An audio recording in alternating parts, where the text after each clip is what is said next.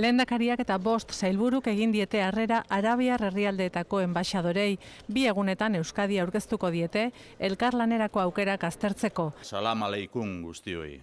Lehendakariak esan die Euskadi atzeralditik irteten ari dela eta sozioestrategikoekin lankidetzan aritzeko prest dagoela. Hemen eta mundu zabalean. Gure enpresak nazioartean lehiatzeko gai dira. Horrez gainera egonkortasuna aipatu du. Euskadin egonkortasun eta konfiantza garaia bizi dugu. Ikamika politikotik haratago, akordio zabalak lortzeko gaitasuna erakusten ari gara.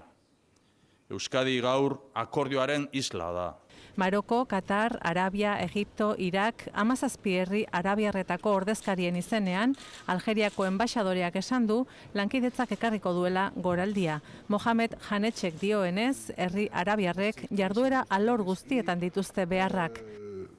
Nuestro deseo es que podamos, durante esa visita, identificar temas, ejes de cooperación del sector industrial. Eta industria alorrean, elkarrekin jarduteko aukerak bilatuko dituzte 2 egun hauetan. Mohamed Janetxek esan du herri arabiarretako enbaxadorek ezagutzen dutela Euskadi eta hemengo industria. Testu inguru baikorra ikusten dute elkarlanerako hazkundea dagoelako jada.